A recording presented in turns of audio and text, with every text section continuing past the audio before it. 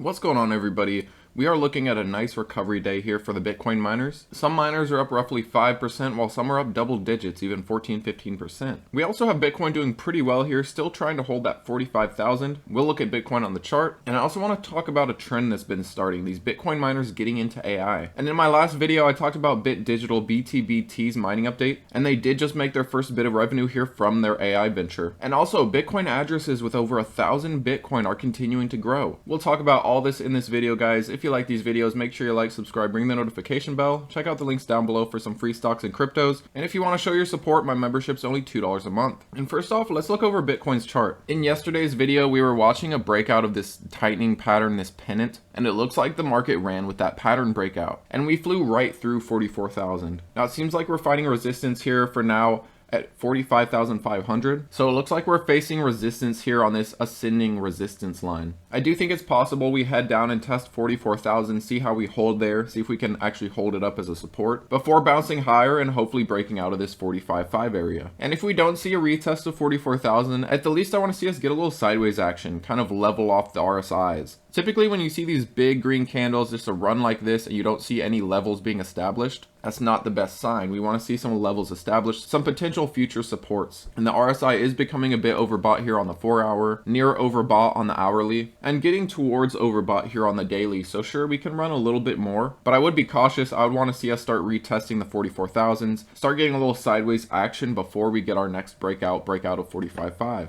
Now, I also want to talk about the Bitcoin miners getting into AI. And while we've heard about this for the last couple months, maybe, we've heard about Iris getting into AI. This article mentions a company going into AI, and we also have BTBT recording their first revenue through their AI. But I'll leave this article down below for you. It's about crypto miners pivoting to AI. I'm skipping ahead a bit, so definitely check out the article down below. Now, why are these Bitcoin miners going into AI? Well, they say the reason is simple. Most miners use the specialized ASIC chips, such as the S19 Pro. And while they're excellent at mining Bitcoin, they're not good for doing much else. They can't really be repurposed. And while these machines can't necessarily be repurposed for AI, the infrastructure that the companies have built, meaning the cooling systems, the power supplies obviously, the security and the access to that cheap energy, can all be used for expansion into AI. Now, a company called Applied Digital, I feel like I've heard of this one before, but haven't really looked deeply into them. Let me know if you guys know about them.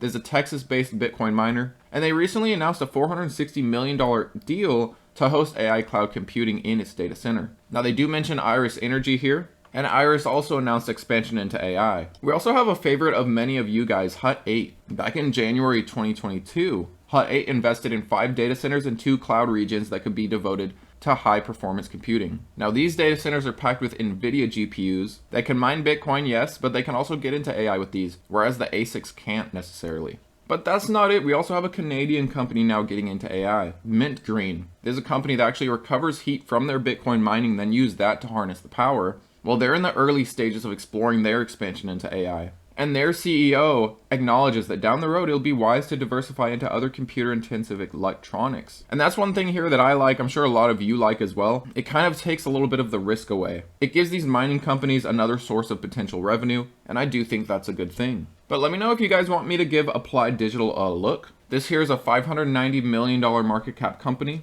and in their last earnings, they only reported roughly a $10.5 million loss. So that's very interesting. There are definitely a lot of Bitcoin miners that are taking much more substantial losses every quarter. These guys actually seem pretty close to profitability. But like I said, let me know if you want me to look into them a little further. Now, I also want to go over this article here. I'll leave it down below for you guys. But whale accumulation is suggesting we might continue to move higher. And Bitcoin addresses with over 1,000 Bitcoin grew significantly over the last couple of weeks. And here's a chart from Ollie Charts that shows it. This orange line here is addresses with a balance of 1,000 Bitcoin. And here's Bitcoin's price, the black line. You can see that since roughly late January, these addresses have substantially skyrocketed. And check this out, guys. Bitcoin ETFs, excluding GBTC, now hold more Bitcoin than MicroStrategy. MicroStrategy has been working on building up their Bitcoin for years, and these spot Bitcoin ETFs, they've already gotten to where MicroStrategy is in terms of Bitcoin holdings, and actually 2,000 Bitcoin above. But these Bitcoin ETFs now hold more than 192,000 Bitcoin.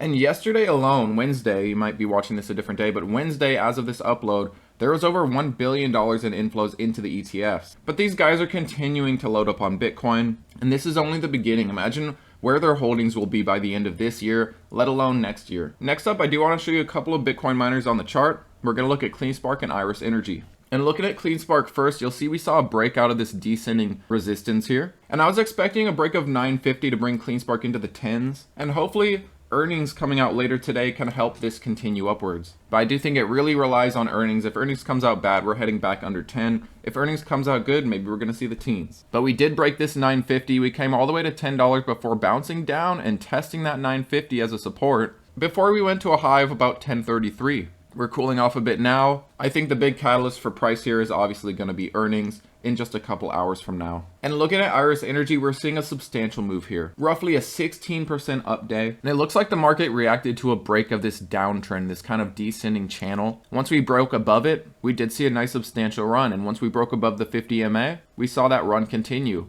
Now, I do personally expect Iris Energy to find resistance here at this $5 area. It was a previous support here as well as a resistance back in the past. But Iris is starting to become overbought on the 4-hour as well as a few other time frames. So we may be due for a little consolidation before we hopefully test this 5 and break out. But Iris Energy also has earnings coming up. This is more towards mid-February. So it's definitely going to be a very interesting month for the miners. We have Clsk's earnings today, Iris earnings midweek, and we have Bitcoin potentially heading to 49,000. And maybe we'll see 50,000 before the halving. We have about a little over 2 months left. But I'm curious, do you guys think Bitcoin's going to break over 50,000 by halving? Do you think we're going to see new highs before halving? I personally think 50,000 is pretty doable, pretty likely. However, I think all-time highs, breaking past 70,000, I think that's going to come probably more towards the summer, if not shortly after the halving. But let me know what you're looking for out there in the market today. Miners are definitely seeing a great day today. Let me know if there's something else you want me to cover in a future video. Thanks as always, guys, and I'll see you later.